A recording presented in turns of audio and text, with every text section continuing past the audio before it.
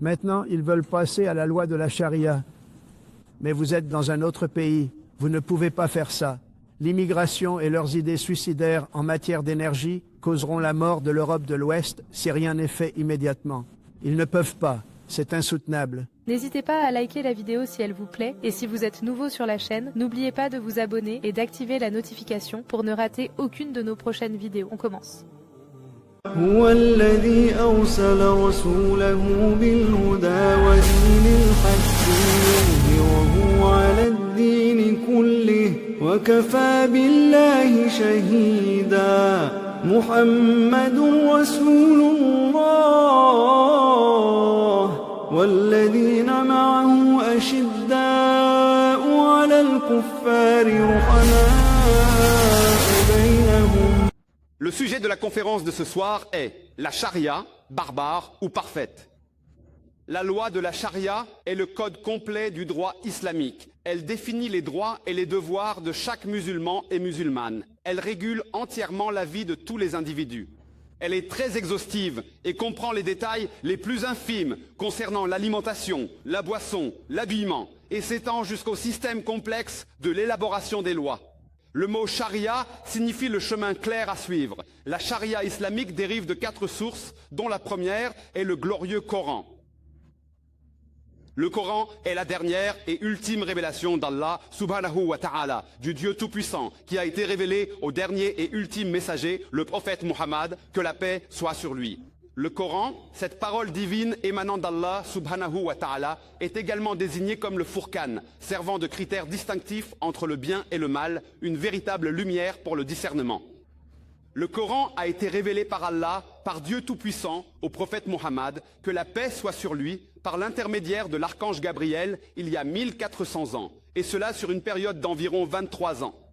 Le Coran, livre sacré, contient 114 sourates ou chapitres, et renferme plus de 6000 ayats ou versets qui sont des signes. Le glorieux Coran a été révélé en arabe. Cependant, de nombreux érudits ont traduit ce glorieux Coran qui est la parole d'Allah subhanahu wa ta'ala dans la quasi-totalité des langues majeures de la planète. Ce Coran, parole d'Allah subhanahu wa ta'ala, est la source première et la plus haute de la loi de la charia.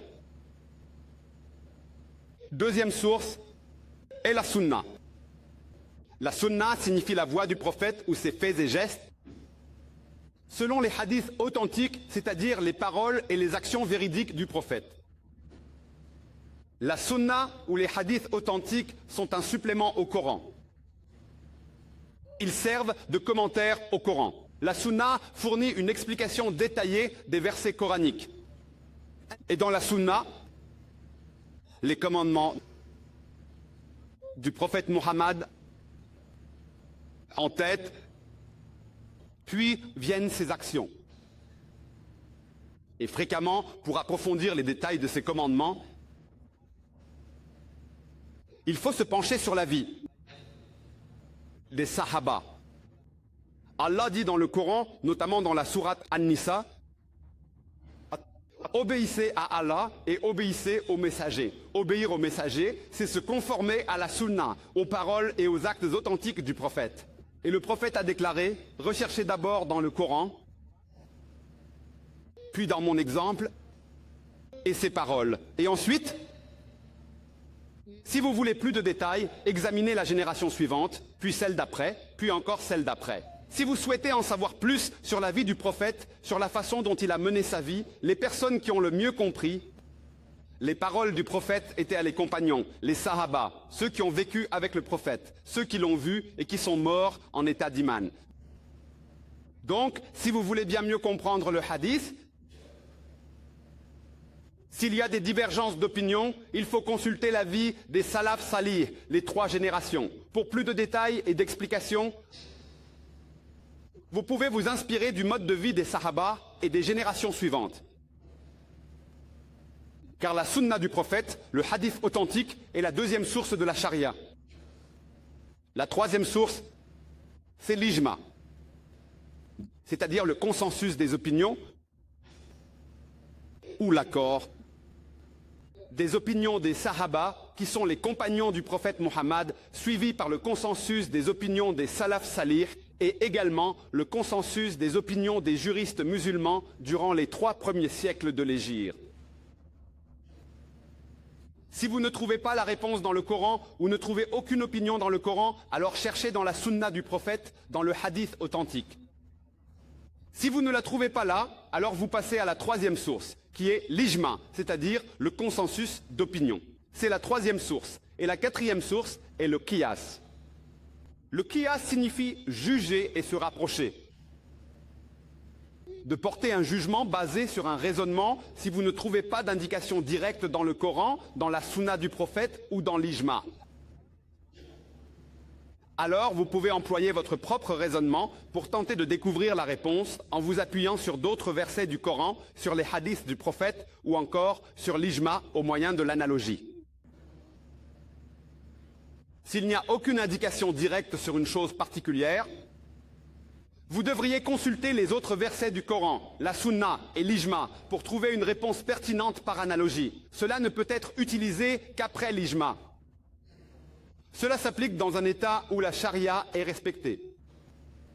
En gros, la charia a 4 sources. La première, la plus haute, est le glorieux Coran, parole d'Allah. La deuxième est la Sunna du prophète. La troisième est l'Ijma. La 4e est le Qiyas. La loi de la charia islamique est un code de conduite complet.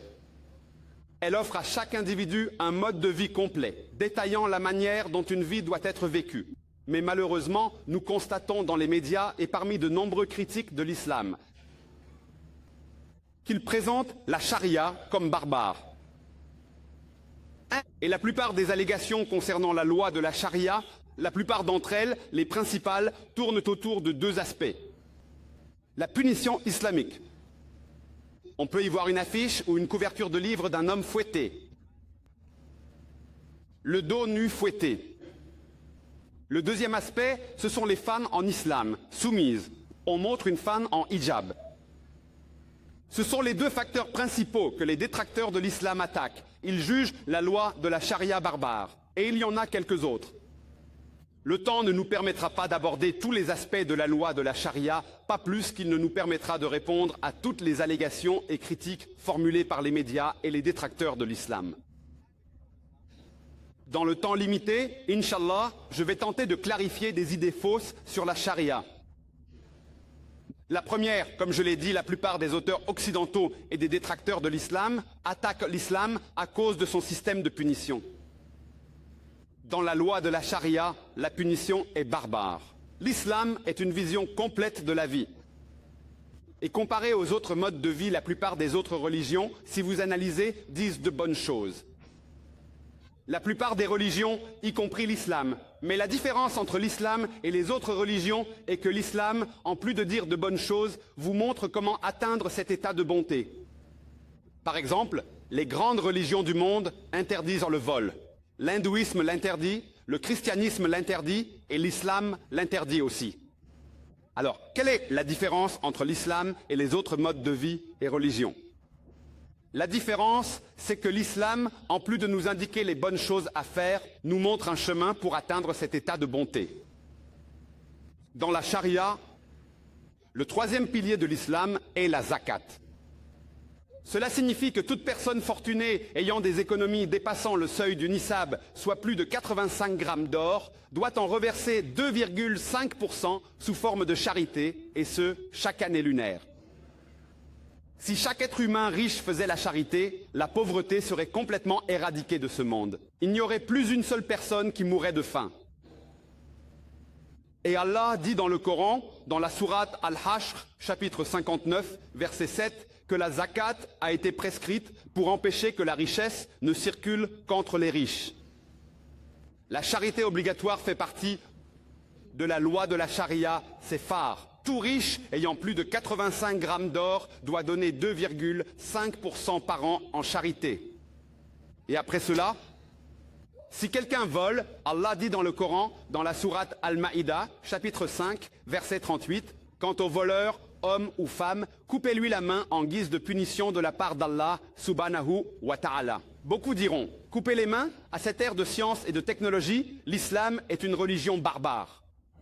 C'est une foi impitoyable, et nombreuses sont les personnes qui pensent que s'ils se rendent en Arabie Saoudite, où cette loi est en vigueur, chaque seconde personne qu'ils rencontreront, leurs mains ont été coupées. Beaucoup pensent qu'en Arabie Saoudite, où cette loi s'applique, une personne sur deux aura la main coupée. Croyez-moi, j'y suis allé d'innombrables fois. Je n'ai vu personne dont les mains furent coupées. Il y en a peut-être quelques-uns dont les mains ont été coupées, mais je n'en ai rencontré aucun. La loi est si stricte qu'on y réfléchira 10 fois avant de commettre un crime. La loi de la charia islamique vous conseille de ne pas voler. Mais tous ne suivront pas ce conseil. Ceux qui croient en Allah le suivront, pas tous. Quelle est la solution alors?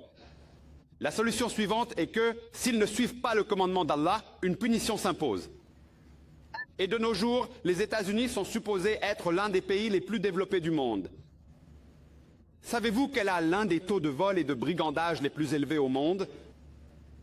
Je pose une question simple. Si vous appliquiez la loi de la charia aux États-Unis, chaque personne riche ayant plus de 85 grammes d'or devait donner 2,5% de cette épargne en charité chaque année lunaire. Et si quelqu'un vole ensuite, qu'on lui coupe la main en punition, je demande, le taux de vol et de brigandage en Amérique augmenterait-il, resterait-il identique ou diminuerait-il? Il diminuerait. C'est une loi pratique. Appliquez la charia et obtenez des résultats. La charia islamique est donc parfaite. On instaure des lois pour des résultats, pas pour les mentionner dans des livres. Des gens objecteront. Si on les applique, combien de voleurs il y a? Des milliers en Amérique. Faut-il couper la main à des milliers de gens? Dès qu'on applique la loi à quelques personnes, tous les autres, si Dieu le veut, cesseront de voler. Ils savent qu'en cas d'arrestation, ils peuvent s'en sortir ou soudoyer. On n'aura pas de punition sévère. Mais dès que la punition est sévère, on y pensera 10 fois avant de voler, le taux baissera. Les gens ne réalisent pas que la loi de la charia est complète et parfaite. Cela ne signifie pas que si un homme pauvre vole du pain parce qu'il a faim, ses mains seront coupées. Si un pauvre vole parce qu'il a faim, il est du devoir de l'État islamique de lui fournir de la nourriture. Pourquoi voler pour manger? C'est le devoir de la communauté. C'est le devoir du peuple de veiller à ce que ses voisins n'aient pas faim. Mais naturellement, cette punition a ses règles et ses conditions. Elle ne s'applique que si vous volez une somme importante, etc. Le vol de nourriture ne devrait pas se poser dans un État islamique. C'est pourquoi le taux de vol le plus bas au monde est en Arabie Saoudite. C'est une loi pratique. Appliquez-la, obtenez des résultats. C'était juste un exemple de la punition et de la logique derrière cette punition. Donc, pour ceux qui craignent qu'on coupe des mains, dès que vous appliquez la charia, la punition n'a pas besoin d'être appliquée. Elle ne le sera que très rarement. L'autre point que beaucoup de sceptiques évoquent à propos de l'islam concerne principalement les droits des femmes. Le temps ne me permettra pas d'aborder toutes les allégations. Mais en bref, ces critiques disent que les femmes en islam sont asservies. Elles n'ont pas de droits, elles ne sont pas égales. En islam, les hommes et les femmes sont considérés comme égaux, mais cette égalité n'implique pas qu'ils soient identiques. Ils sont égaux, mais non identiques. Allah subhanahu wa ta'ala, notre créateur, a fait les hommes et les femmes biologiquement, physiologiquement différents, psychologiquement différents. Donc, en fonction de la constitution psychologique, biologique et physiologique, Allah subhanahu wa ta'ala a donné des rôles différents aux hommes et aux femmes. Si vous analysez, ils sont égaux. À certains égards, les femmes ont un certain avantage. À d'autres, les hommes ont un avantage. Mais dans l'ensemble, ils sont égaux. Laissez-moi vous donner un exemple. Lors d'un examen, 2 étudiants, A et B, obtiennent tous deux 80 sur 100. Ils sont tous les deux premiers. Si vous examinez la feuille de réponse, les 10 questions valent chacune 10 points. En réponse à la question numéro 1, l'étudiant A obtient 9 sur 10 et l'étudiant B obtient 7 sur 10. Donc, pour la première question, l'étudiant A a un certain avantage sur B. Pour la deuxième question, l'étudiant B obtient 9 sur 10 et l'étudiant A 7 sur 10. Donc pour la question 2, l'étudiant B a un avantage sur l'étudiant A. Pour les 8 autres réponses, tous deux obtiennent 8 sur 10. Donc si on additionne, les deux ont 80 sur 100. Au final, ils sont égaux. Mais pour la question 1, l'étudiant A a un avantage. Pour la question 2, l'étudiant B a l'avantage. De même, hommes et femmes en islam sont globalement égaux. Sur certains aspects, les femmes ont un avantage. Sur d'autres, les hommes. Par exemple, c'est mentionné dans Sahih Bukhari, volume numéro 8, dans le livre d'Ar-Rad, chapitre 2, hadith numéro 2. Un jour, une personne a approché le prophète et lui a demandé « Qui mérite le plus d'amour et de compagnie en ce monde ?» Le prophète a dit « Ta mère ». L'homme a demandé, et après elle, le prophète a répété « Ta mère ». L'homme a demandé, et après elle, le prophète a de nouveau répété « Ta mère ». L'homme a demandé, et après elle, alors le prophète a dit « Ton père ». Ça veut dire 75%. Les 3/4 de l'amour et de l'affection que les enfants donnent revient à la mère. 25%, un quart, revient au père. En bref, la mère reçoit la médaille d'or, la médaille d'argent et la médaille de bronze. Le père doit se contenter d'un simple prix de consolation. Donc, sous cet aspect, les femmes ont un avantage. Pourquoi? C'est tout à fait naturel, car nos mères nous ont portés dans leur ventre pendant 9 mois. Et le prophète a dit, même si vous leur donniez une montagne d'or, pour la peine qu'elles se sont données pendant 9 mois, vous ne pourriez pas le compenser. C'est pour cela que, pour ce qui est de la compagnie des enfants, la mère a un avantage. Laissez-moi vous donner un autre exemple. Si un voleur pénètre, je ne dirai pas « je crois en la libération des femmes ». Je ne dirai pas à ma femme d'aller affronter le voleur. Mais c'est naturel, comme Allah le dit dans le Coran, dans la sourate An-Nisa, chapitre 4, verset 34, qu'Allah le Très-Haut a donné plus de force aux hommes. Ainsi, puisqu'Allah nous a donné un avantage de force, il est de notre devoir de soutenir et protéger la femme. Donc, concernant la force, nous avons un avantage. À bien d'autres égards, l'égalité homme-femme est une réalité. Pour résumer, ceci est une brève réplique aux allégations des détracteurs de l'islam, qui prétendent que la charia islamique est barbare envers les femmes. Pour plus de détails, voir ma cassette « Droits des femmes en islam, moderne ou obsolète ». Comme je l'ai mentionné précédemment, la plupart des religions prônent de bonnes choses. Mais l'islam, en plus de prôner de bonnes choses, vous montre comment atteindre cet état de bonté. Et les gens s'y opposent et ont des avis divers. Comment doit être la loi ? Et l'une des objections habituelles est que les femmes sont soumises à cause du voile islamique. Ils affirment que le hijab islamique n'est pas du tout un signe de pudeur. Il sert plutôt à assujettir la femme. Et si nous analysons la situation et observons le monde qui nous entoure aujourd'hui, le degré de pudeur fluctue continuellement d'une personne à l'autre selon l'entourage et la société dans laquelle elle évolue. Par exemple, dans certains pays arabes musulmans, même regarder ou dévisager une femme est jugé impudique. En Inde, on peut regarder une femme, on peut lui parler, la toucher, c'est impudique. C'est pourquoi le salut à l'indienne se fait avec les mains jointes. Tant qu'on ne touche pas une femme en Inde, c'est pudique. Si vous allez dans certains pays occidentaux, se serrer la main, hommes et femmes, hommes et dames, c'est pudique.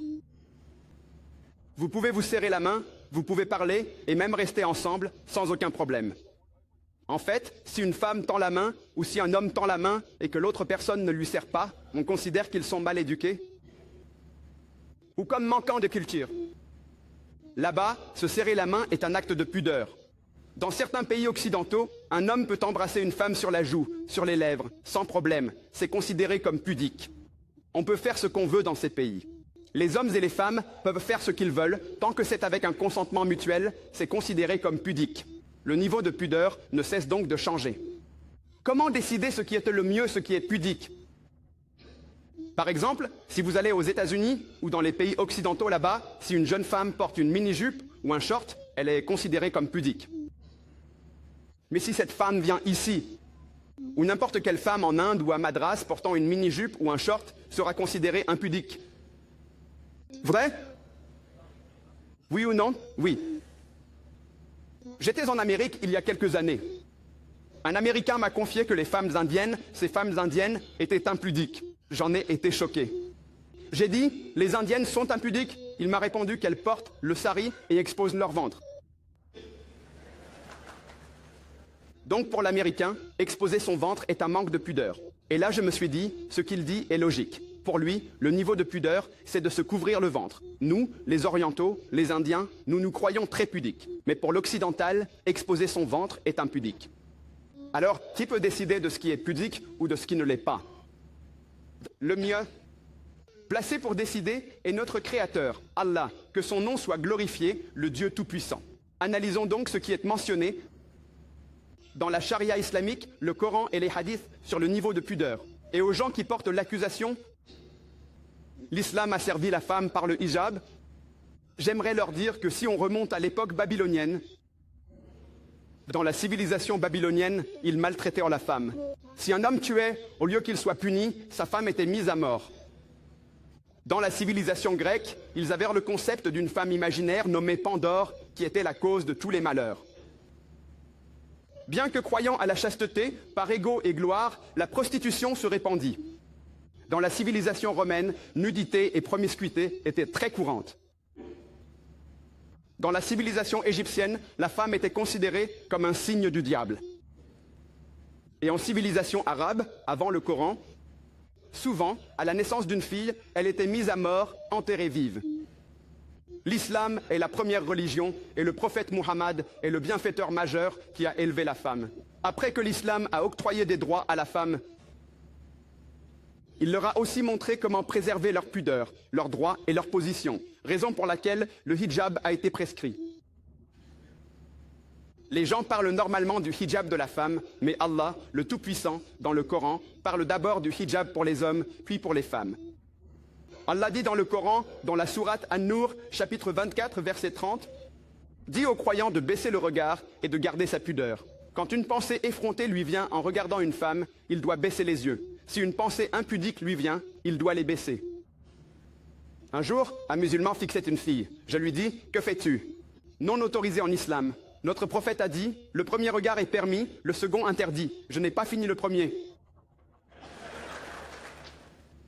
Que voulait dire le prophète par « Le premier regard est pardonné, le second interdit » ? Pas qu'on peut fixer une femme 10 minutes sans ciller en disant « Je n'ai pas fini ». Ainsi, si vous regardez une femme involontairement, ne la fixez pas de nouveau pour vous rincer l'œil sur sa beauté. Le verset suivant concerne le hijab des femmes. Allah dit, Coran, An-Nur, chapitre 24, verset 31. « Dis à la croyante de baisser son regard, de préserver sa pudeur et de ne montrer de sa beauté que l'ordinaire. Et qu'elle rabatte son voile sur sa poitrine et ne montre sa beauté qu'à son mari, ses fils, son père. Une longue liste de mahram, les proches qu'elle ne peut épouser, est donnée. Il y a 6 critères pour le hijab mentionnés dans le Coran et les hadiths. Le premier est l'étendue. Pour l'homme, c'est du nombril au genou. Pour la femme, le corps entier doit être couvert. Seul le visage et les mains sont visibles. Des érudits disent que même ça doit être couvert. Les 5 autres critères sont les mêmes pour l'homme et la femme. Deuxièmement, les vêtements qu'elle porte devraient être amples. Ils ne doivent pas révéler la silhouette. Troisièmement, ils ne doivent pas être transparents. Quatrièmement, ne pas être tape à l'œil pour attirer l'autre sexe. Cinquièmement, ne pas ressembler à ceux du sexe opposé. Et sixièmement, ils ne doivent pas ressembler ni être un signe des non-croyants. Ce sont les 6 critères du hijab. Allah dit dans le Coran, Sourate Ahzab, chapitre 33, verset 59. Ô prophète, dis aux femmes et à tes filles et aux femmes des croyants que lorsqu'elles sortent, elles rabattent sur elles leur grand voile afin qu'elles soient reconnues et ne soient pas offensées. Le Coran dit que le hijab a été prescrit à la femme pour éviter qu'elle ne soit importunée. Imaginez qu'il y a 2 sœurs jumelles qui sont très belles. L'une porte des vêtements islamiques, le corps entièrement couvert, sauf le visage et les mains jusqu'aux poignets, marchant dans les rues de Madras. Et l'autre sœur jumelle porte des vêtements occidentaux, des mini-jupes ou des shorts. S'il y a un voyou au coin de la rue qui guette une proie pour harceler une fille, je vous demande, laquelle embêtera-t-il? Va-t-il taquiner la femme en hijab ou celle en vêtements occidentaux, mini-jupe ou short? Laquelle embêtera-t-il? Mais naturellement, il embêtera la fille en mini-jupe ou en short. Le Coran dit à juste titre que le hijab a été prescrit pour empêcher les femmes d'être importunées. Et après cela, si un homme viole une femme, la charia islamique dit qu'il encourt la peine capitale. Les gens diront, la peine capitale, à l'ère de la science et de la technologie, l'islam est une religion barbare, c'est une religion sans pitié, c'est un mode de vie impitoyable. Mais quand je pose cette question, et je l'ai posée à des centaines de non-musulmans supposés, à Dieu ne plaise que quelqu'un viole votre mère, et que vous êtes le juge et que le violeur est amené devant vous, quelle peine lui infligeriez-vous? Croyez-moi, 100% des non-musulmans ont dit, on le condamne à mort. Pourquoi ce deux poids, deux mesures? Si votre mère est violée, vous voulez sa mort. Quand on viole la mère d'autrui, vous dites que l'islam est une religion barbare. Quand on viole votre mère, vous voulez sa mort. Si c'est celle d'un autre, la peine capitale est barbare. Pourquoi ces deux poids, deux mesures? La seule personne qui n'était pas d'accord quand j'ai posé la question était un petit malin en Amérique. Mais durant les questions-réponses, il m'a dit « Frère Zakir, si quelqu'un viole ma mère, je ne le condamnerai pas à mort. Je lui donnerai 5 ans de prison, de la prison ferme. » J'ai dit « Très bien. » J'ai dit « Savez-vous que selon les statistiques américaines, les personnes condamnées pour viol, après leur libération, plus de 95% d'entre elles récidivent et commettent à nouveau ce crime abominable? » Il répond « Si c'est le cas, alors je le condamnerai à mort dès la première fois. » Et si vous analysez l'Amérique, qui se trouve être l'un des pays les plus avancés du monde, savez-vous que, d'après les statistiques du FBI, pour la seule année 1990, un total de 102 555 cas de viol ont été rapportés. 102 555 cas de viol signalés. Le rapport du FBI indiquait que seulement 16% des viols étaient signalés. Pour connaître le nombre exact de viols, multiplié par 6,25. En 1990, il y a eu 640 968 viols rien qu'aux États-Unis. Si vous divisez ce chiffre par 365 jours, vous obtenez une moyenne de 1756 viols quotidiens en Amérique en 1990, selon le FBI. Chaque jour, 1756. En lisant un autre rapport du National Crime Victimization Survey Bureau du ministère de la Justice américain, il est mentionné que, pour l'année 1996, une moyenne de 2713 cas de viol survenait quotidiennement. 2713. Cela signifie qu'un viol avait lieu toutes les 32 secondes en Amérique en 1996. Nous sommes dans cet auditorium depuis 1h30. Plus de 100 viols ont pu avoir lieu en Amérique depuis notre arrivée. Je vous pose une question. Si vous appliquiez la charia islamique en Amérique, chaque homme qui regarde une femme et a une pensée effrontée devrait baisser son regard. Les femmes devraient ensuite porter le hijab, corps couvert, sauf visage et mains aux poignets. Et si, après cela, un homme viole une femme, il encourt la peine de mort, la peine capitale. Je demande, le taux de viol en Amérique va-t-il augmenter, rester le même ou diminuer? Ça diminuera. C'est une loi pratique. Appliquez la charia, obtenez des résultats. C'est pourquoi je dis que l'islam, en plus de prôner de bonnes choses, toutes les religions disent de ne pas agresser sexuellement ni de violer, vous montre comment bâtir une société exempte de violences sexuelles. Le taux de viol le plus bas est en Arabie Saoudite, où cette loi est appliquée. Par conséquent, je soutiens que la charia islamique est une loi des plus parfaites. C'est la loi pratique la plus efficace. Elle vous indique un chemin pour atteindre la paix. Cela peut sembler barbare pour ceux qui ne connaissent pas les chiffres et le contexte de ce qui se passe dans le monde. Une loi est un code qui permet d'obtenir des résultats concrets. Où trouver la paix? Nombreux sont ceux qui critiquent la charia islamique, la qualifiant de barbare parce qu'elle autorise un homme à avoir plus d'une femme. En effet, si vous lisez le Coran, c'est la seule écriture religieuse existant sur terre qui stipule de n'épouser qu'une seule femme. Aucune écriture religieuse hormis le Coran n'ordonne de n'épouser qu'une seule femme. Lisez la Bible, la Bhagavad Gita, le Mahabharata, le Ramayana, les Védas. Nulle part, sauf dans le Coran, n'est dit d'épouser une seule femme. Lisez les écritures hindoues. Si vous lisez le Ramayana, vous constaterez que le père de Sri Ram, nommé Dashrat, avait plus d'une épouse. Si vous lisez le Vishnu Sutra, il est mentionné au chapitre 24, verset 1, qu'un brahmane peut avoir 4 épouses. Et si vous lisez le Mahabharata, Krishna, combien de femmes avait-il? 4, 10, 1000, 10 000, il avait 16 108 femmes. Alors, si Sri Krishna peut avoir 16 108 épouses, pourquoi pas nous 4? De plus, si vous lisez les Écritures juives, l'Ancien Testament mentionne que Salomon avait 700 épouses. Selon la Bible, Abraham en avait 3. Dans la religion juive, vous pouvez en avoir autant que vous le souhaitez. C'est plus tard, au Xe et XIe siècle, que le rabbin Gershom ben Yehuda a émis un décret pour que les Juifs n'épousent qu'une seule femme. Même jusqu'en 1950, la communauté juive vivant dans les pays musulmans, les séfarades, épousait plus d'une femme. La Bible chrétienne n'impose pas d'épouser une seule femme. Vous pouvez en épouser autant que vous le désirez. C'est plus tard que l'Église allait imposer aux chrétiens de n'épouser qu'une seule femme. Même en Inde, les écritures hindoues ne disent pas de n'épouser qu'une femme, mais la loi indienne. Le code pénal indien, qui a promulgué en 1954 la loi spéciale sur le mariage hindou.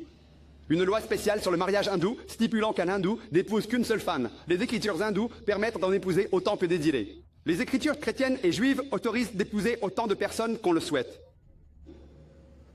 De même, si vous consultez le rapport du Comité sur le statut des femmes dans l'islam, publié en 1975, aux pages 66 et 67, il y est indiqué que sur une période de 10 ans,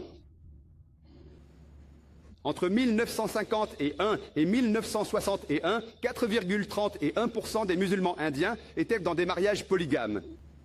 Et chez les hindous, ce pourcentage était de 5,06. Les hindous ont plus de mariages polygames que les musulmans. Voyons ce que dit le Coran. Allah déclare dans la sourate An-Nisa, épousez les femmes de votre choix, 2, 3 ou 4, mais si vous ne pouvez être juste, n'en prenez qu'une. Cette règle, n'en épouser qu'une, figure seulement dans le Coran, pas ailleurs. Vous pouvez en épouser plusieurs, jusqu'à 4, seulement si vous êtes juste. Sinon, n'en épousez qu'une. Allah dit dans le Coran, sourate An-Nisa, chapitre 4, verset 129, qu'il est difficile d'être juste entre ses épouses, alors ne les délaissez pas. Beaucoup de gens pensent qu'épouser 4 femmes est obligatoire. J'ai également des amis à Bombay. À la fac de médecine, un ami m'a dit, vous, les musulmans, à plus de 80%, vous prenez 4 femmes. J'ai demandé, d'où ça vient? Il a dit, je sais. Je lui ai dit, je vous défie. Trouvez-moi 10 personnes en Inde qui ont 4 femmes et je vous donnerai 100 000 roupies. 10 personnes. Jamais je n'ai rencontré un musulman indien avec 4 épouses. Je sais qu'hors de l'Inde, dans les pays arabes, beaucoup ont 4 femmes. Mais beaucoup de non-musulmans indiens pensent que chaque musulman épouse 4 femmes.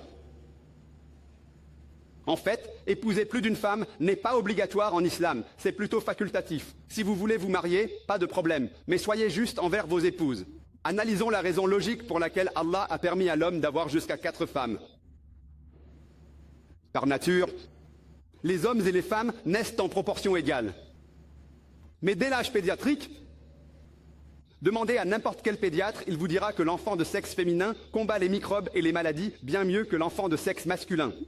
Ainsi, dès l'âge pédiatrique, davantage de jeunes garçons décèdent comparativement aux jeunes filles. Donc, dès l'enfance, on compte déjà plus de femmes que d'hommes. Au fil de l'existence, les décès liés au tabagisme, à l'alcoolisme, aux accidents et à la guerre montrent que davantage d'hommes périssent par rapport aux femmes. Aujourd'hui, si vous analysez la situation mondiale, il y a plus de femmes que d'hommes. À l'exception de quelques pays du tiers-monde comme l'Inde. Et la raison pour laquelle en Inde, il y a plus d'hommes que de femmes est l'infanticide féminin. Selon des statistiques de la BBC, dans l'émission Laissez-la mourir, un supporter britannique, Emily Buchanan, disait que chaque jour, en Inde, plus de 3000 fœtus sont avortés après avoir été identifiés comme étant de sexe féminin. Cela signifie que plus d'1 million de fœtus féminins sont avortés chaque année en Inde après leur identification. Et selon le rapport de l'hôpital gouvernemental du Tamil Nadu, il est dit que sur 10 filles nées vivantes, 1 sur 4 est mise à mort. Si l'on mettait fin à ces pratiques néfastes d'infanticide et de féticide féminin, même en Inde, la population féminine dépasserait celle des hommes. Aujourd'hui, à New York, il y a 1 million de femmes de plus que d'hommes. Rien qu'aux États-Unis, il y a 7,8 millions de femmes de plus que d'hommes. Au Royaume-Uni, on compte 4 millions de femmes de plus. En Allemagne, ce chiffre atteint 5 millions de plus. Et en Russie, 9 millions de femmes dépassent les hommes. Seul Allah, Dieu Tout-Puissant, sait combien de millions de femmes dépassent les hommes dans le monde. Si j'accepte, qui a dit qu'un homme n'épouse qu'une femme? Et imaginez que ma sœur ou sa sœur habite en Amérique. Si le marché est saturé et que chaque homme a trouvé une femme, il y aura quand même 7,8 millions de femmes aux États-Unis qui ne trouveront pas de partenaire. La seule option est soit d'épouser un homme déjà marié, soit de devenir la propriété de tous. Les gens diront « propriété publique, Zakir, c'est un mot dur, c'est pourtant le plus juste.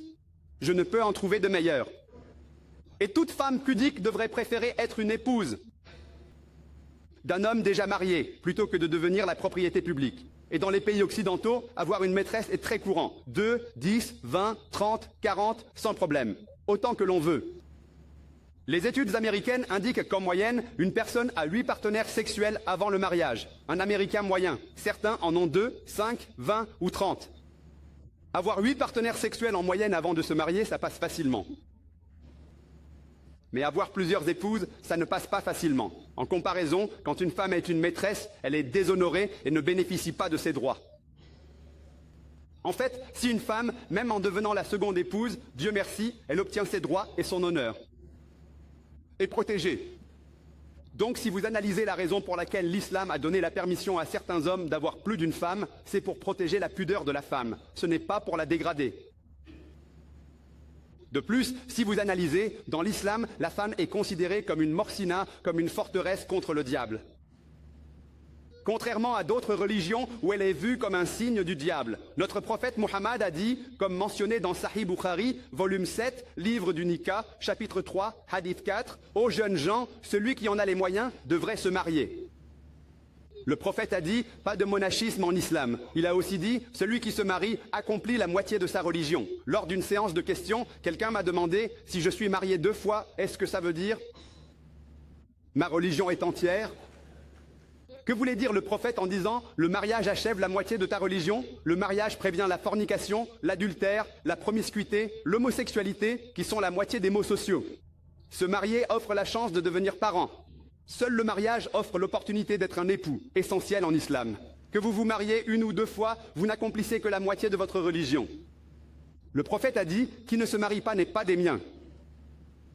Et le Coran décrit le nikah, Sourate An-Nisa, chapitre 4, verset 21, une alliance sacrée. Pour que le nikah soit célébré, la permission des futurs maris et femmes est essentielle. La femme et l'homme sont d'égale importance. Notre prophète bien-aimé a dit, comme mentionné dans Sahih Bukhari, volume 7, dans le livre du Nikah, chapitre 69, hadith 49, qu'une femme nommée Khansa bint Khidam al-Ansariya s'est approchée du prophète en lui disant « Mon père m'a contrainte à épouser un homme que je n'aimais pas. » Et le prophète a annulé ce mariage. La permission des futurs époux est d'égale importance en islam. Et en islam, pour qu'un mariage soit célébré, le mahar est obligatoire.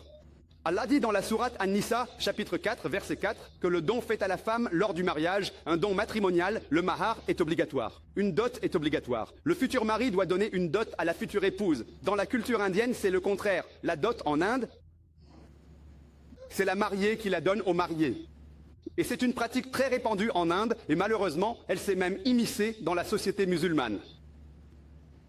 Et en fonction du statut social de l'homme, cette personne réclame une dot. S'il est diplômé, il peut exiger 100 000 roupies. Ingénieur, 500 000. Médecin, 20 lakhs. C'est comme vendre du bétail sur le marché. En islam, exiger une dot, directement ou indirectement, est interdit. Vous ne pouvez pas donner une indication que mon fils, il aime voyager en Mercedes, indiquant que je veux une Mercedes en dot. Mon fils aime vivre dans un appartement de 3 chambres, ce qui sous-entend qu'il en désire un comme dot. Exiger une dot, directement ou indirectement, est interdit en islam. Si les parents, de leur plein gré, la fille donne quelque chose, pas de problème. Mais l'exiger, directement ou non, est prohibé. En fait, c'est le futur marié qui verse le mahar, également appelé don matrimonial à sa future épouse. C'est ainsi que, louange à Allah, l'islam protège le statut de la femme. Allah déclare dans le Coran, dans la sourate An-Nur, au chapitre 24, verset 4, que si quelqu'un lance une allégation contre la pudeur d'une femme, quiconque profère des paroles injustes à l'encontre d'une femme concernant son honneur, et s'il ne peut pas étayer cela par le témoignage de 4 témoins, alors ils recevront chacun 80 coups de fouet. Ainsi, si quelqu'un allègue contre une femme, l'abusant, c'est très courant dans notre société. On peut abuser de la mère, du père, de la fille, de la sœur, et s'en tirer. Selon la charia islamique, si vous accusez une femme sans 4 témoins, vous recevez 80 coups de fouet. Si vous avez 4 témoins et qu'un hésite au contre-interrogatoire, ils reçoivent tous 80 coups de fouet. Vous direz 80 coups de fouet? Barbare. Donc, insulter et porter une allégation contre la pudeur d'une femme n'est pas barbare. Donc, ce qui est barbare dépend de vous. La règle de la charia islamique, la loi d'Allah, subhanahu wa ta'ala, protège et élève la pudeur de la femme. Contrairement à la culture occidentale, au nom de la civilisation occidentale, la société occidentale, prétendant élever la femme, l'a en réalité dégradée au statut de concubine, de maîtresse et de papillon de société, caché derrière le paravent coloré de l'art et de la culture. La société occidentale, au nom de la libération des femmes, en fait, dégradé la femme. Ils prétendent l'élever. Mais si vous analysez, ils l'ont dégradée. Au nom de l'art et de la culture, ils vendent leurs filles, ils vendent leurs mères. Et l'exemple que j'ai donné il y a quelques jours de la publicité BMW, très célèbre, où une femme en bikini se tient devant la voiture BMW, très populaire chez les jeunes. Et le slogan dit « Essayez-la maintenant ». Qui? La fille ou la voiture? Que font-ils? Au nom du progrès et de la civilisation, ils vendent leurs mères, ils vendent leurs filles, ils vendent leurs épouses. Nous, en islam, nous protégeons nos femmes. Nous les aimons, nous les vénérons et les honorons. Nous ne les vendons pas. De plus, ils prétendent qu'en islam, lors de l'héritage, pourquoi les femmes reçoivent-elles la moitié?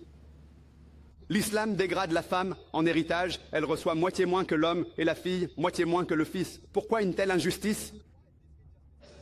Le Coran mentionne héritage à plusieurs reprises. Par exemple, dans Al-Baqarah, chapitre 2, versets 180 et 240. Dans An-Nisa, chapitre 4, versets 7 à 9, 19, 33 et 176. Et dans Al-Maïda, chapitre 5, versets 105 à 108. De nombreux versets traitent de l'héritage.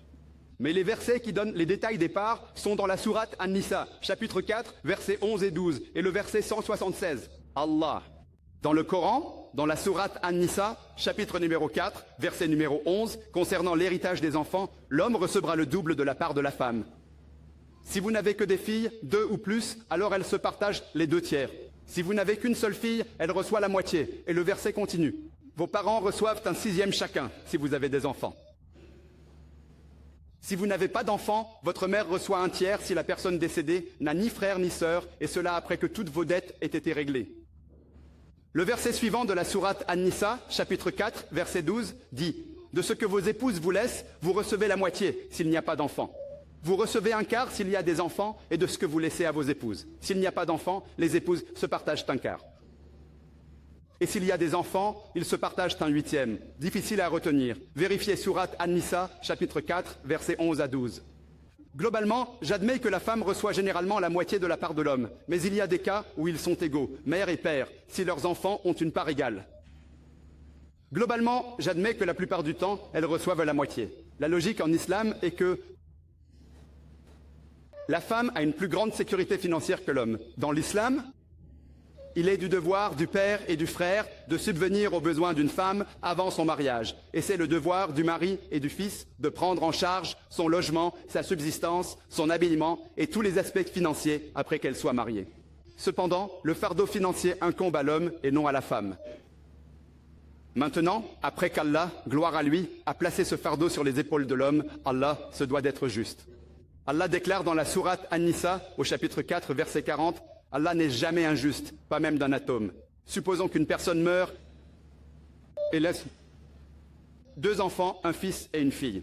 Après avoir attribué les parts des épouses et des autres parents, supposons qu'il reste 150 000 roupies.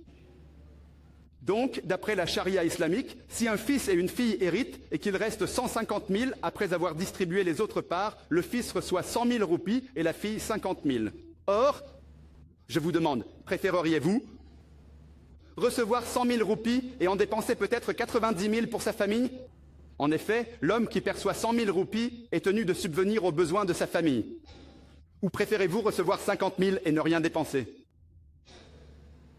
Parce que lorsque la femme reçoit de l'argent, elle n'a pas à en dépenser, pas même pour ses vêtements, son logement ou sa nourriture. Il incombe à l'homme de s'en charger. Pourtant, quiconque préférerait 50 000 roupies pour soi plutôt que 100 000 en dépensant 80 à 90% pour sa famille. Allah, exalté soit-il, a sincèrement placé le fardeau financier sur l'homme. C'est pourquoi il leur donne une double part. Mais en règle générale, si on analyse, les femmes bénéficient de plus d'avantages financiers par rapport aux hommes. Elles sont donc mieux protégées sur le plan financier. De plus, si vous analysez une accusation courante que j'aborde, j'ai affaire à beaucoup. Et le concept de djihad. Il y a une idée fausse, pas seulement chez les non-musulmans, mais aussi chez les musulmans, selon laquelle toute guerre menée par un musulman, pour n'importe quelle raison, gain personnel, gloire ou politique, est considérée comme un djihad. Toute guerre menée par un musulman n'est pas un djihad. Djihad vient de la racine arabe jahada, qui signifie s'efforcer, qui signifie lutter. Dans la charia islamique, dans le contexte islamique, le djihad signifie lutter contre ses propres mauvais penchants. Cela signifie aussi s'efforcer d'améliorer la société. Cela signifie même lutter sur le champ de bataille en état de légitime défense. Cela signifie même s'efforcer de combattre l'oppression et la tyrannie. Le djihad, ça veut dire s'efforcer, ça veut dire lutter. Autre idée fausse, beaucoup traduisent le mot djihad par guerre sainte. Si vous traduisez guerre sainte en arabe, c'est Harbun Muqaddasa. Et si vous lisez le Coran, nulle part ce terme n'y est mentionné. Nul hadith ne mentionne non plus Harbun Muqaddasa. Ainsi, le djihad n'est pas une guerre sainte. Ce mot guerre sainte a été utilisé pour la première fois par les orientalistes pour décrire les croisades. Quand les chrétiens ont conquis des pays au nom du christianisme et ont tué des milliers, cela fut appelé guerre sainte. Le djihad islamique n'est pas une guerre sainte. L'un des types de djihad est le combat, c'est le qital. Mais naturellement, combattre pour Allah, qu'il soit glorifié. J'ai donné une conférence détaillée sur le djihad il y a 1 an et demi dans cette ville de Chennai. Vous pouvez consulter la vidéo.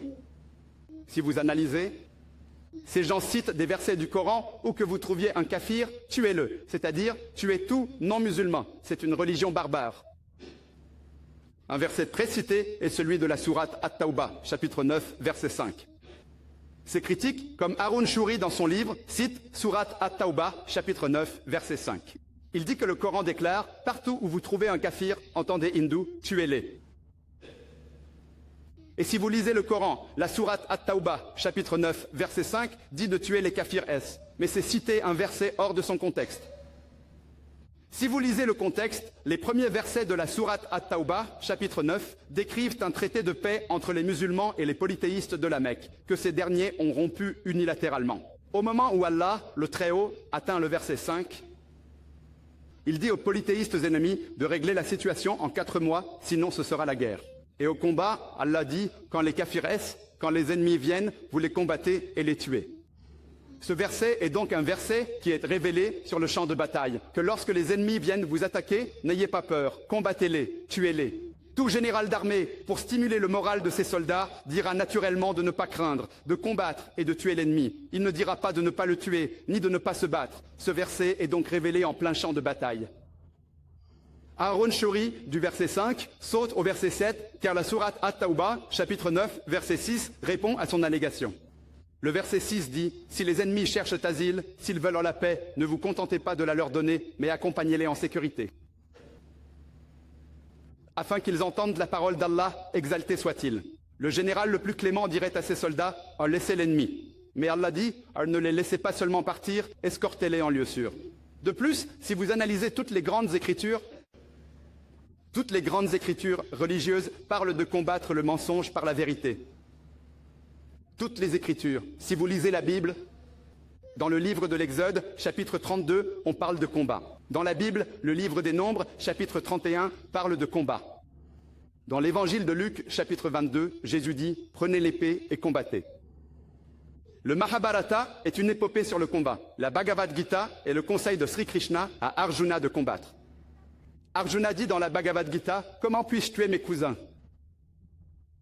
Je préférerais être tué désarmé plutôt que de combattre les miens. » Ainsi, Sri Krishna dit dans la Bhagavad Gita, chapitre 2, versets 2 et 3, « Comment de telles impuretés peuvent-elles te venir à l'esprit au point de ne plus vouloir te battre ? Comment devenir si impuissant ?» La Bhagavad Gita, chapitre 2, versets 31 à 33 dit « Tu es kshatriya, combat. Ce n'est qu'en te battant que tu atteindras le paradis. » Dès que je parle de la Bhagavad Gita à un hindou, il me dit « Non, mais ce combat oppose la vérité au mensonge. » Je réponds, le Coran dit la même chose, vérité contre mensonge. Dès que je cite la Bhagavad Gita, il comprend et dit, d'accord, alors le Coran n'a aucun problème. Il faut donner l'exemple de la Bible. À l'hindou, celui de ses écritures, trouver un terrain d'entente. Et si nous analysons chaque pays, chacun possède ses propres lois. Même l'Inde a ses lois. En Inde, le vol est prohibé. La loi ne l'autorise pas. Il est interdit de violer, mais pourtant les gens volent, pourtant les gens violent. Alors qu'est-ce qu'ils ont? Ils ont une force de police pour veiller à ceux qu'ils puissent punir le criminel. Nous avons une armée si l'ennemi vient pour se battre. Chaque pays possède une armée, une force de police. De même, le Coran enjoint aux musulmans de se préparer et de combattre lorsque les ennemis arrivent. Donc, si chaque pays du monde a une force de police et une force militaire, quel est le problème si le Coran dit aux musulmans d'avoir une force prête à combattre les ennemis dans leur État? Nous devons réaliser que la charia islamique est parfaite. Et si le calife donne l'ordre de combattre en tant que chef d'État, et s'il dit que tous doivent participer au combat, alors tous doivent y prendre part, que vous soyez médecin ou ingénieur. C'est ça, le djihad. Vous n'avez pas le choix. Cette loi n'existe pas en Inde. Et les gens s'y opposent. En islam. Pourquoi l'islam impose-t-il la jizya aux non-musulmans? Les droits des non-musulmans dans la charia islamique pourraient être abordés en profondeur. J'écris chaque mois des articles dans un magazine saoudien du Hajj sur les droits des non-musulmans selon la charia islamique. Le temps ne nous permettra pas d'aborder ce sujet en détail, mais revenons à l'allégation concernant la jizya. Comment se fait-il que l'islam prélève la jizya des non-musulmans? Si vous en connaissez le contexte, vous apprécierez.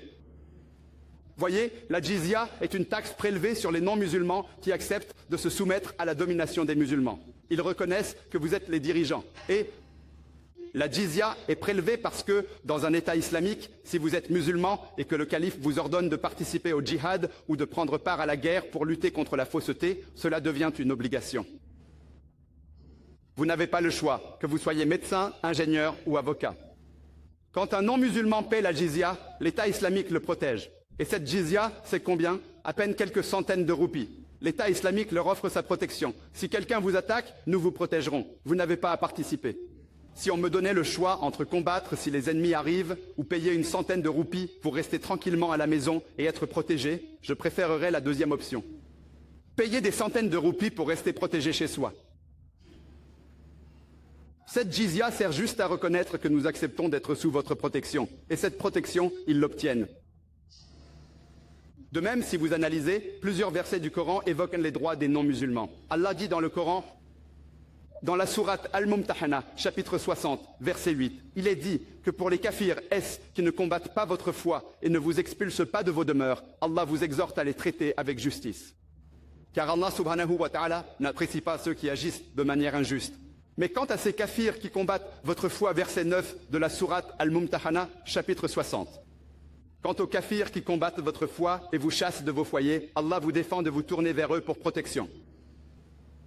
Si le non-musulman est bon et ne combat pas et ne vous chasse pas de chez vous, traitez-les avec justice. Il existe diverses règles et droits même pour les non-musulmans. C'est la charia islamique. Peu importe, si un musulman fait du tort à un non-musulman, il sera puni lui aussi. Si un musulman vole dans la maison d'un non-musulman, 1 kilo d'or, ses mains seront coupées. C'est cela la justice. Si vous analysez la charia islamique, vous verrez qu'elle n'est pas barbare, elle est parfaite. Et la charia islamique pose d'abord des règles, ce qu'il faut faire, ne pas voler, ne pas violer, etc. Mais tous ne suivront pas. Donc pour eux, la punition est établie. Mais la charia islamique complète inclut également l'un des piliers de l'iman. Le 5e pilier de l'iman, c'est la vie après la mort. Allah dit dans le Coran, sourate Mulk, chapitre 67, verset 2. C'est Allah qui a créé la mort et la vie pour tester lequel d'entre vous est le meilleur en œuvre. Cette vie est un test pour l'au-delà. Et la vie après la mort est obligatoire pour l'iman. Sans cela, l'iman n'est pas complet. Pourquoi? Et beaucoup de gens disent que la vie après la mort, c'est illogique. Beaucoup de gens ne croient pas en la vie après la mort. Beaucoup de gens ne croient pas en Dieu Tout-Puissant. Comment les convaincre logiquement? L'argumentation logique est que j'ai donné une conférence sur le Coran et la science moderne. Et j'y ai dit que le Coran contient plus de 6000 versets, dont plus de 1000 parlent de science. Maintenant, si l'on analyse tous les versets qui traitent de la science, on peut dire qu'environ 80% sont, selon la science d'aujourd'hui, corrects à 100% grâce aux avancées scientifiques de ces dernières centaines d'années. La science actuelle nous dit qu'environ 80% de ce que le Coran dit sur la science est 100% correct. Les 20% restants sont ambigus, inconnus, dont la vie après la mort. La science n'est pas encore si avancée. Pour prouver la vie après la mort, la science n'a pas prouvé l'enfer, ni le paradis, ni l'existence des djinns. Ainsi, 20% des mentions coraniques restent non prouvées scientifiquement. Alors, est-ce une foi aveugle en la vie après la mort? Je dis que c'est logique.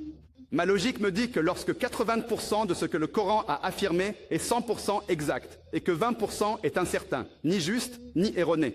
Ma logique dit qu'Inch'Allah, même ces 20% s'avéreront exacts. C'est une conviction logique. L'une d'elles, la vie après la mort.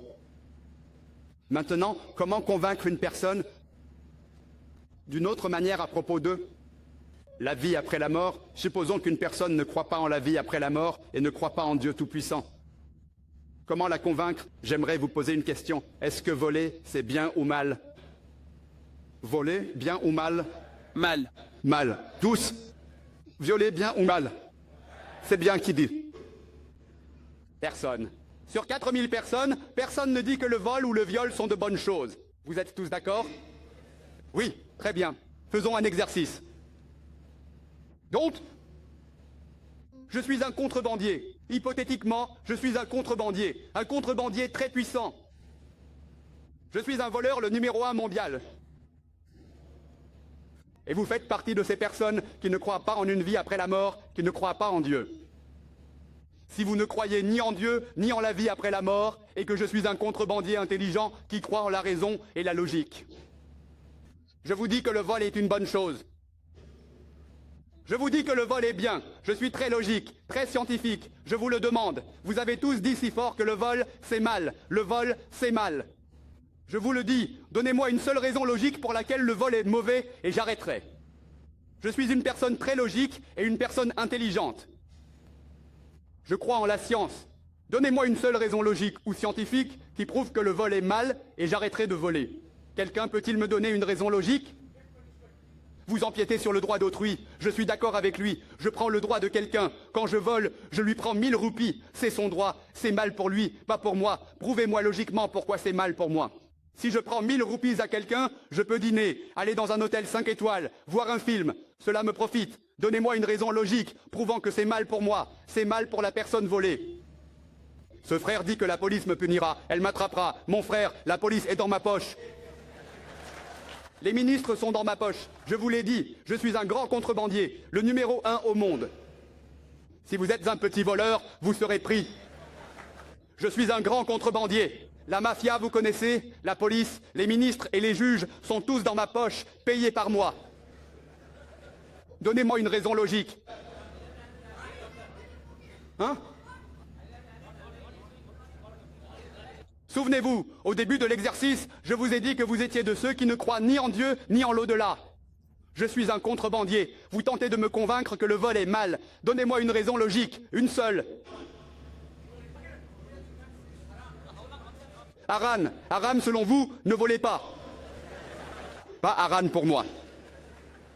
Si c'est haram pour vous, ne volez pas. Si c'est interdit, ne volez pas. Qui vous dit de voler? Prouvez-le-moi. Je suis logique. Donnez-moi une raison logique, une seule. Pourquoi c'est mal et j'arrêterai de voler. On vous volera. Bien. Le frère est intelligent. Quelqu'un me volera. Frère, je suis la mafia numéro 1. J'ai 100 gardes du corps, debout derrière la scène, tous avec des fusils AK-56. Si un petit voleur vole, il sera volé. Je suis numéro 1, j'ai des gardes du corps, on ne peut pas me voler.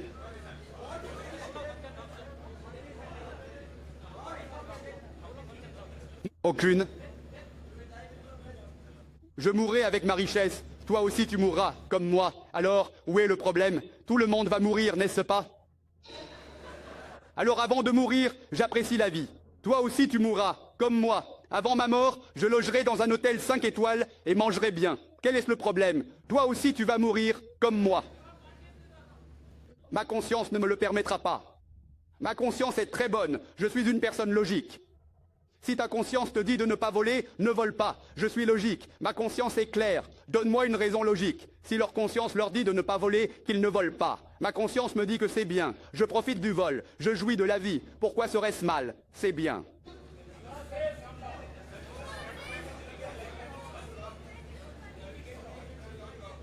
Pardon?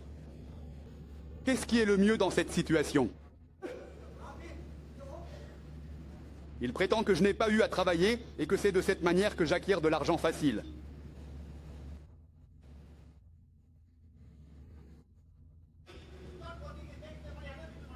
Ah, c'est de l'argent facile. Je ne travaille pas, je vole aux autres. C'est bien. Voler, pourquoi travailler dur?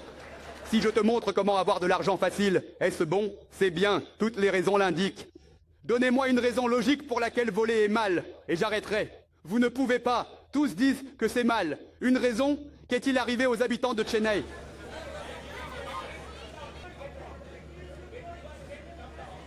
Pardon? Je ne vous entends pas. Vous serez la nouvelle Amérique. Il dit que je dois être Bush. D'accord. Très bien. Vos chances sont épuisées. Il a dit, si je vole, je serai volé. Je vous l'ai dit, j'ai des gardes du corps. J'ai des gardes du corps. Personne ne peut me voler. Vos chances sont finies. Inversons les rôles.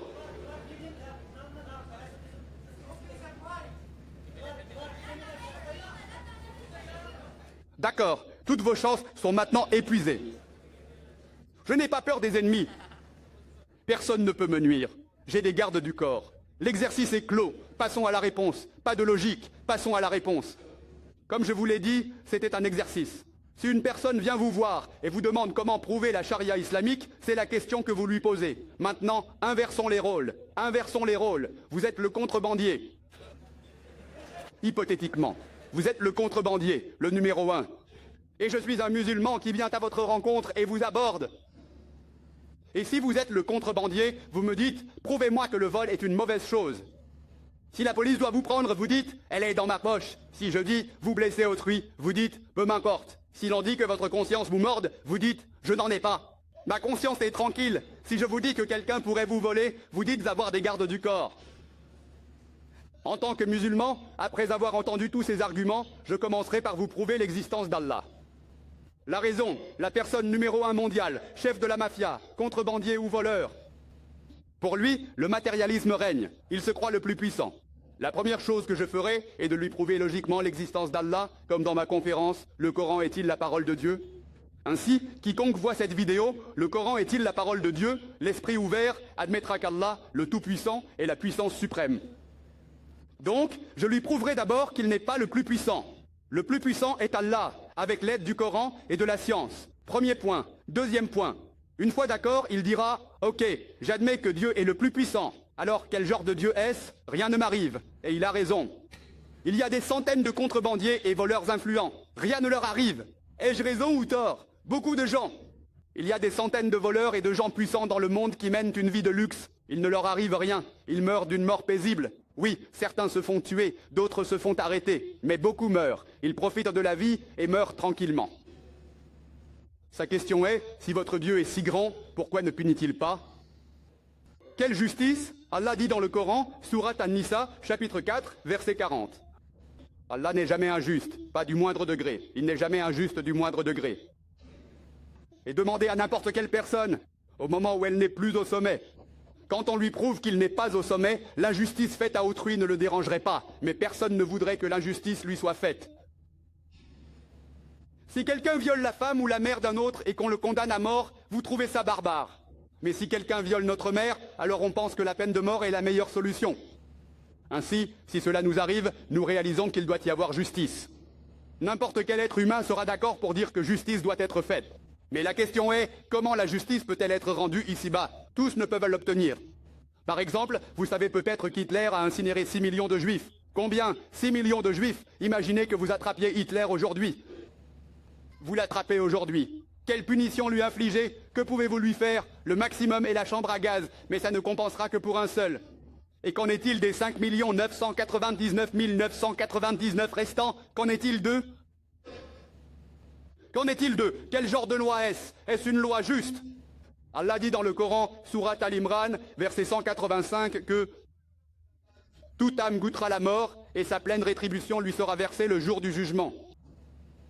Et quiconque a été sauvé de l'enfer et entre au jardin, celui-là aura atteint l'objectif de ce monde, car cette vie n'est rien d'autre que pure jouissance trompeuse. Donc, le jugement final, le verdict définitif, aura lieu le jour du jugement. C'est là que tout se décidera. La seule façon de contrer un chef de la mafia que personne ne peut toucher ici, qui a les ministres dans sa poche, les juges dans sa poche, la police dans sa poche, c'est par le châtiment dans l'au-delà. Cela seul peut achever la charia. La croyance en l'au-delà. La charia, par conséquent, comporte 3 niveaux. Le premier est qu'elle établit une loi. Ne vole pas, ne viole pas. Si tu le fais, tu seras puni ici. Troisièmement, ceux qui ne suivent pas la loi peuvent se faire attraper. Ils peuvent être punis, mais tous les pays n'ont pas la charia. L'Amérique ne l'a pas, l'Inde non plus. Ils s'en tireront donc à bon compte. Alors, ils recevront leur châtiment dans l'au-delà. Et si Allah doit punir Hitler dans l'au-delà, Allah dit dans le Coran, dans la sourate An-Nisa, chapitre 4, verset 56, « Quant à ceux qui rejettent nos signes, nous les jetterons dans le feu de l'enfer.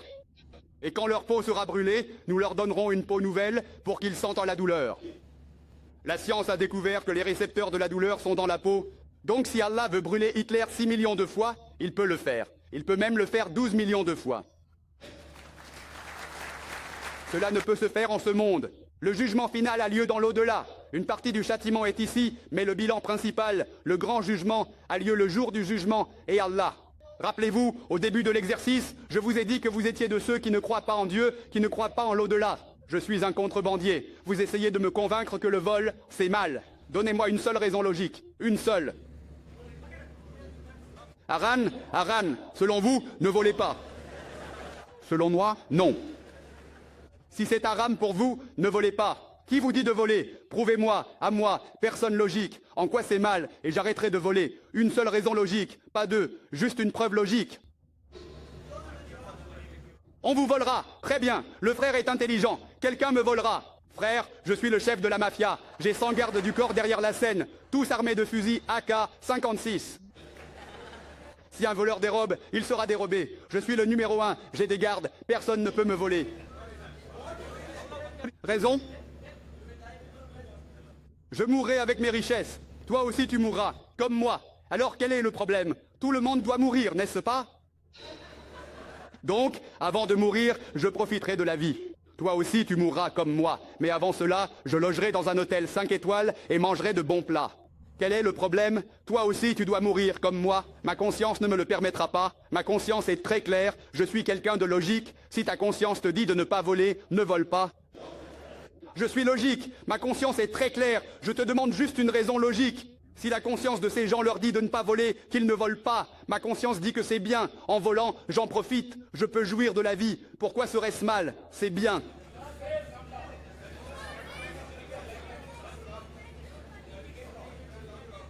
Pardon? Qu'est-ce qui est le mieux? Lui dit que comme je n'ai pas fourni d'efforts, je reçois de l'argent facile.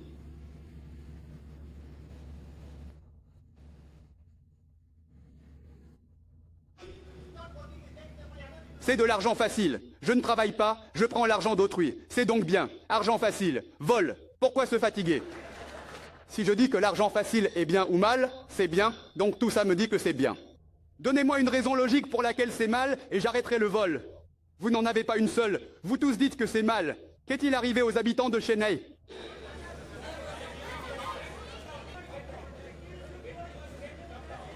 Pardon? Je n'arrive pas à vous entendre clairement, mon cher frère.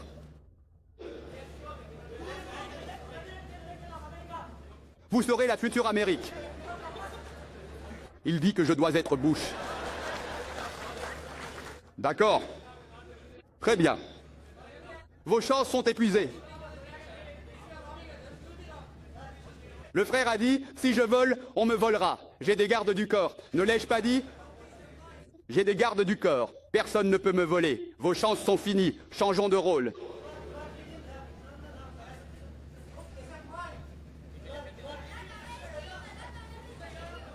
D'accord, très bien. Maintenant, toutes vos chances sont épuisées. Ça ne me dérange pas d'avoir des ennemis.